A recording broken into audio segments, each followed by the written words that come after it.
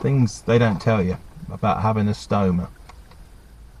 First thing they don't tell you is the smell. You get used to it after a while. You know, the first couple of days it's horrible. Because your bowels ain't working for days, all the chemicals they've shoved inside you, it smells horrible. When I was lying in the hospital when I was in the hospital, I'd have to jam tissues up my nose because I was just wanting to be sick with the smell of it, you know. Every time there's a smell of shit in the air, you're checking your bag, see if you've got a leak, which is another thing.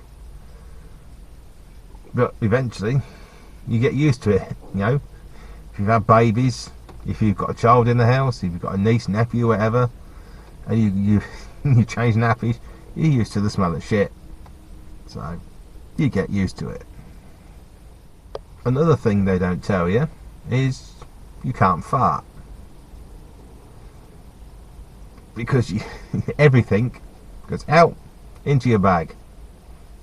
Occasionally you can de-wind it if you're lucky, if it's a little one, but if you've got a right good old farting session, it blows up like a bloody balloon. And then you've got to go somewhere discreet and either empty the bag or de-fart it. So that's another great joy you have to look forward to.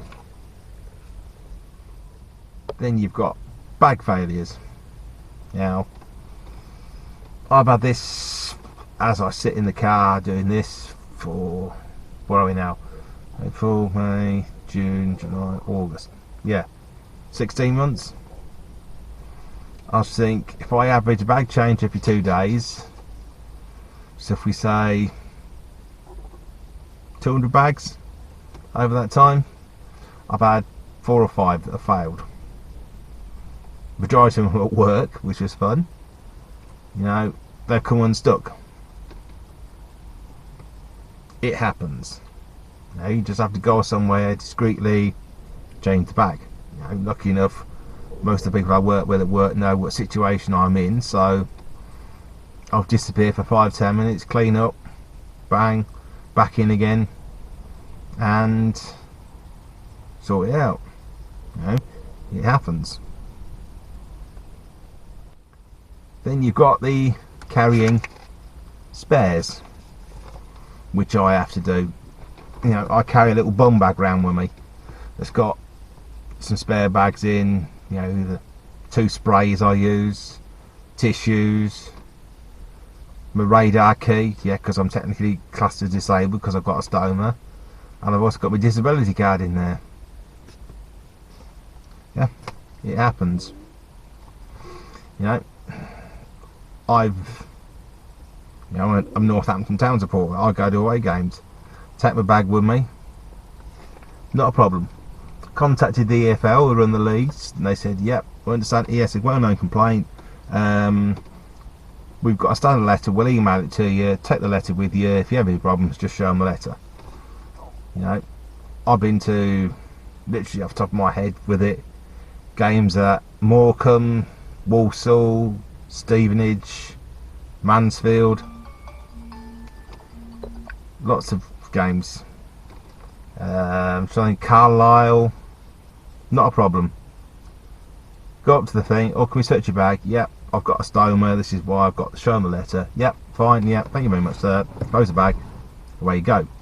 The worst one, the worst would you believe, is Wembley.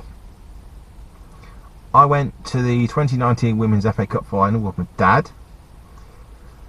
Booked my tickets in advance, yep, fine. Opposite the Royal Box, whatever. Yeah.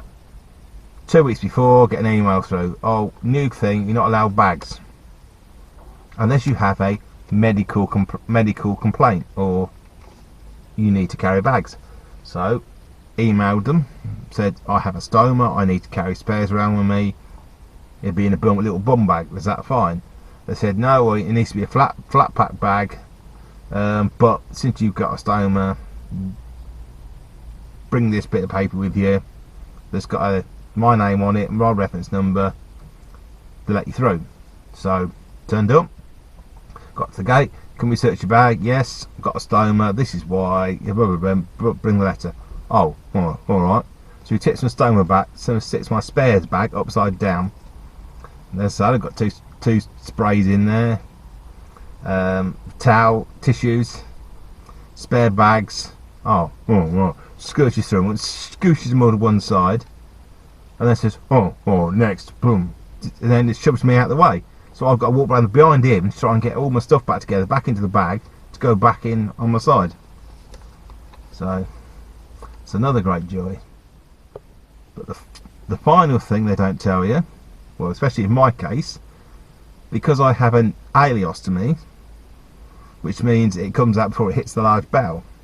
Now, your large bowel, its major feature, or its major job, is to reabsorb the water as your stool passes along the system. Technically, I haven't got a large bowel. Well, I have, but it's disconnected.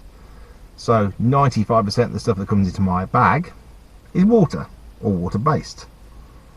So I have to drink lots more fluids. And I'm going through an 8-pack of Lucozade Sport a week.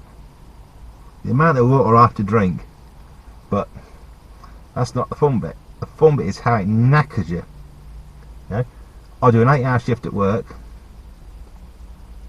I'll go home and I'll fall asleep in an armchair for 2 or 3 hours. I fell asleep at work 2 or 3 times in the car, like where I'm sitting now.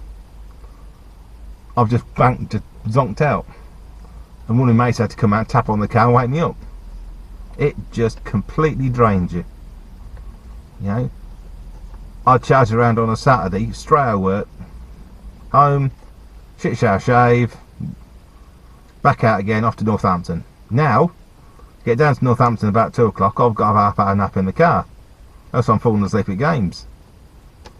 Twice someone's not behind me has nudged me because I've gone. I'm zidding away in my seat. It just knackers you. That's the great joys of having a stoma. But deal with it. I'm still alive. It's a minor inconvenience. Hopefully, I will get it reversed.